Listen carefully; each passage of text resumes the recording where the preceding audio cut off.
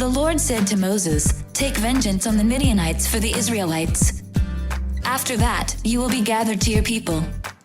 So Moses said to the people, "Arm some of your men to go to war against the Midianites so that they may carry out the Lord's vengeance on them.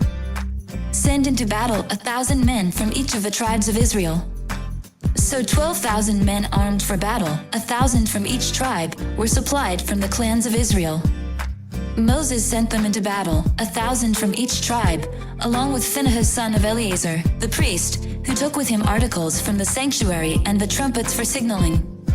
They fought against Midian, as the Lord commanded Moses, and killed every man. Among their victims were Evi, Rekam, Zur, Hur, and Reba, the 5 kings of Midian. They also killed Balaam son of Beer with the sword. The Israelites captured the Midianite women and children and took all the Midianite herds, flocks, and goods as plunder. They burned all the towns where the Midianites had settled, as well as all their camps. They took all the plunder and spoils, including the people and animals, and brought the captives, spoils, and plunder to Moses and Eleazar the priest and the Israelite assembly at their camp on the plains of Moab, by the Jordan across from Jericho. Moses, Eleazar the priest, and all the leaders of the community went to meet them outside the camp. Moses was angry with the officers of the army, the commanders of thousands and commanders of hundreds, who returned from the battle. "Have you allowed all the women to live?" he asked them. They were the ones who followed Balaam's advice and enticed the Israelites to be unfaithful to the Lord in the Pur incident, so that a plague struck the Lord's people. "Now kill all the boys, and kill every woman who has slept with a man, but save for yourselves every girl who has never slept with a man. Anyone who has killed someone or touched someone who was killed must stay outside the camp 7 days. On the 3rd and 7th days you must purify yourselves and your captives. Purify every garment as well as everything made of leather, goat hair, or wood." Then Eleazar the priest said to the soldiers who had gone into battle, "This is what is required by the law that the Lord gave Moses. Gold, silver, bronze, iron, tin, lead, and anything else that can withstand fire must be put through the fire, and then it will be clean. But it must also be purified with the water of cleansing. And whatever cannot withstand fire must be put through that water. On the 7th day wash your clothes, and you will be clean. Then you may come into the camp."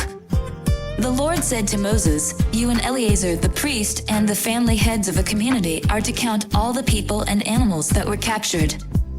Divide the spoils equally between the soldiers who took part in the battle and the rest of the community. From the soldiers who fought in the battle, set apart as tribute for the Lord 1 out of every 500, whether people, cattle, donkeys, or sheep.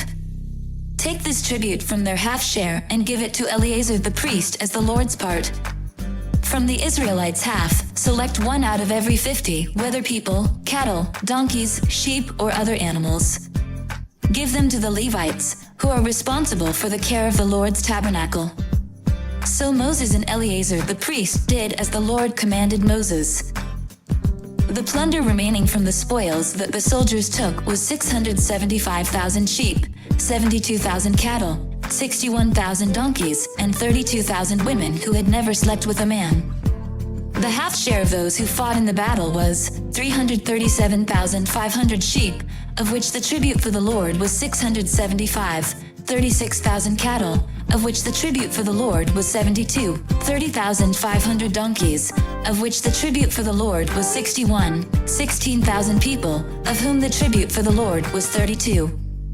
Moses gave the tribute to Eleazar the priest as the Lord's part, as the Lord commanded Moses. The half belonging to the Israelites, which Moses set apart from that of the fighting men, the community's half, was 337,500 sheep, 36,000 cattle, 30,500 donkeys, and 16,000 people.